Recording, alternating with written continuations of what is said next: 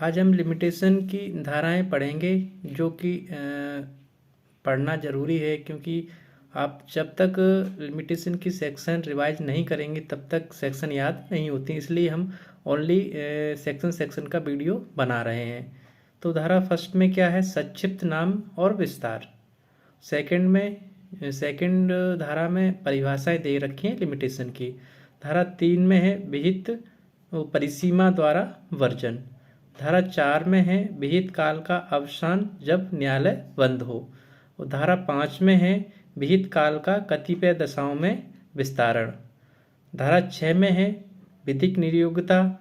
धारा 7 में है कई व्यक्तियों में से एक की निर्योग्यता। और धारा 8 में है विशेष अपवाद। धारा 9 में है समय का निरंतर चलते रहना। धारा 10 में है न्यासियों तथा उनके प्रतिनिधियों के विरुद्ध वाद। धारा 11 में है जिन राज्य क्षेत्रों पर इस अधिनियम का विस्तार है उनके बाहर की गई संविधाओं के आधार पर वाद। अब धारा 12 में है विहित कार्रवाई में समय का अपवर्जन।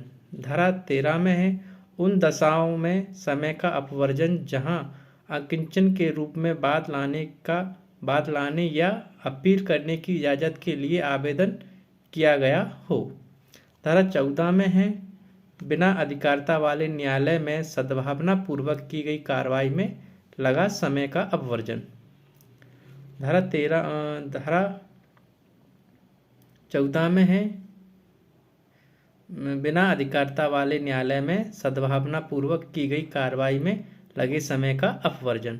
धारा 15 में है कुछ मामलों में समय का अपवर्जन। धारा 16 में है बाद लाने का अधिकार प्रबुद्ध होने पर या होने के पूर्व हो जाने का प्रभाव, मृत्यु हो जाने का प्रभाव। धारा 16 में है कुछ बाद लाने का अधिकार प्रबुद्ध होने पर या होने के पूर्व मृत्यु हो जाने पर प्रभाव क्या होगा। धारा 17 में है कपट या भूल का प्रभाव। धारा 18 में है लिखित अभिस्वीकृति का प्रभाव। धारा 19 में है ऋण लेखे या वसीयत संपदा का ब्याज लेखे संदाय का प्रभाव। धारा 20 में है किसी अन्य व्यक्ति द्वारा अभिस्वीकृति या संदाय का प्रभाव।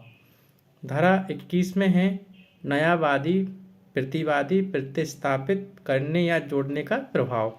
धारा 22 में है चालू रहने वाले भंग या अपकृत्य।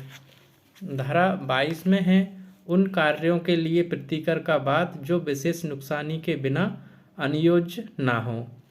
धारा 24 में है लिखितों में वर्णित समय की संगणना। धारा 25 में है सुखाचार का चिरभोग का अर्जन। धारा 26 में है अनुसेवी संपत्ति के उत्तरभोगी के पक्ष में अपवर्जन। धारा 27 में है संपत्ति पर के अधिकार का निर्वापित होना। धारा 28 निश्चित है। 29 में है सेविंग क्लॉज। और धारा 30 में है उन वादों आदि के लिए उपबंध जिनके लिए विहित कालावधि इंडियन लिमिटेशन एक्ट 1908 द्वारा विहित कालावधि से कम हो। धारा 31 में है वर्जित या लंबित वाद आदि के बारे में उपबंध।